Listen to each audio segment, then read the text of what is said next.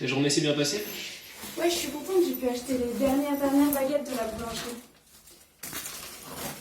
Tu veux que je te serve du thé? T'en fais pas, j'ai tout ce qu'il faut.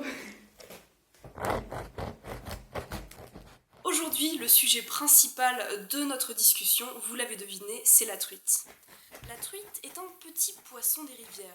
Tu peux me passer le beurre, s'il te plaît? Un peu vite parlé, puisqu'il fait à vrai dire une taille moyenne, tout dépend bien entendu de l'événementiel. La truite donc... Je comprends pas pourquoi t'aimes autant le pain. Fais comme moi, un petit thé et un fruit, c'est plus rapide. Pardon, c'est vrai que monsieur est intolérant au gluten. Oh, ça va. Voilà, c'est tout qui, après avoir vécu toute une saison...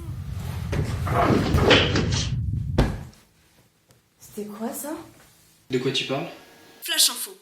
Alors qu'une raréfaction du pain dans le commerce avait commencé à intriguer ces derniers jours, le président a déclaré dans un communiqué que toutes les boulangeries de France seraient fermées, et ce, dès demain matin.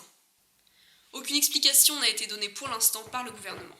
Bon, ok, faut vraiment que j'aille faire les courses. La population n'a pas été sourde au discours du président, et les rayons pain des magasins à l'heure actuelle semblent déjà avoir été dévalisés. Ok, va falloir rassurer.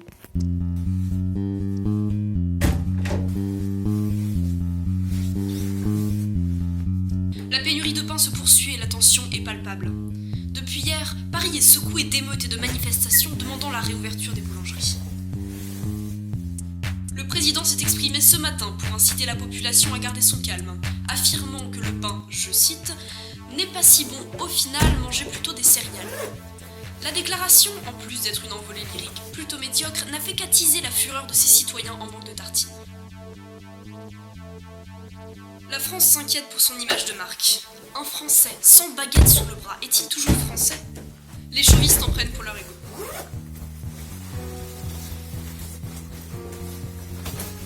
Aujourd'hui, nous recevons Bernard, un boulanger qui s'est reconverti en boxeur. Bonjour Bernard.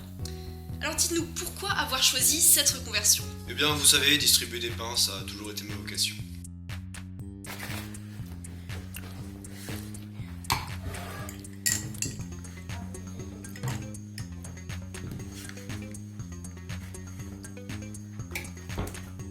Aujourd'hui, cela fait précisément 3 semaines que le pain n'est plus en vente nulle part en France. Un ex-boulanger de Dordogne a été pris en otage, mais pour l'instant, aucune demande de rançon n'a été faite.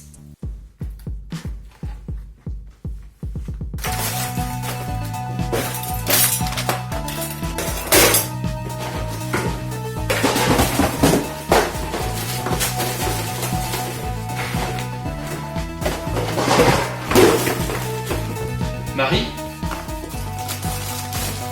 Mais tu fous quoi là? Y'a plus de pain? Je m'en fous qu'il y ait plus de pain, pourquoi tu fouilles dans la poubelle? T'as goûté, je suis sûre qu'on a laissé les miettes. Cette histoire t'est totalement montée à la tête. Mais tu comprends pas? Si on a plus de pain, on est perdu.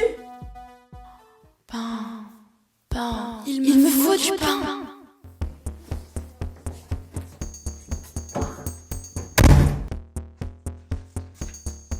Paraît que c'est vous le boulanger. C'est moi, j'ai de tout. Différentes baguettes, de la classique, du pain mie, de la brioche, de la biscotte, du pain au noix. Je veux ce qu'il y a de plus puissant. Ah, la farine de blé noir, c'est de la bonne. Ok, je prends celui au blé noir. Je vois que j'ai affaire à un connaisseur. Ça te fera 180 balles. Quoi? Nous sommes en guerre, mon ami. Et c'est de la première qualité, ce que je te vends là. Ok, c'est bon, j'ai compris.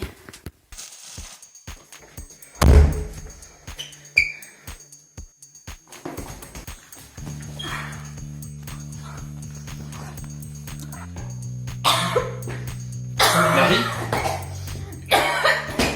Allô? Oui, venez vite, ma copine est en train de faire une crise de... Je sais pas ce que c'est, non. Mais dépêchez-vous, je vous dis. Flash info. La vérité sur la pénurie enfin dévoilée. On apprend à l'instant que le ministre de la Santé aurait autorisé une expérience à grande échelle sur les pains distribués dans le pays. Une modification génétique de la farine, normalement bénigne, aurait muté pour devenir dangereuse pour l'homme et provoquer ainsi une addiction et des hallucinations. Le gouvernement aurait dans un premier temps tenté de stopper la production de pain tout en gardant le secret sur son implication dans la situation. Mais au vu de l'hystérie générale qui s'est emparée du pays, le président a avoué son implication dans cette tragédie. Il annonce « L'État paiera pour des centres de désintoxication pour toutes les personnes qui auraient été touchées par cette substance et par l'addiction qu'elle entraîne.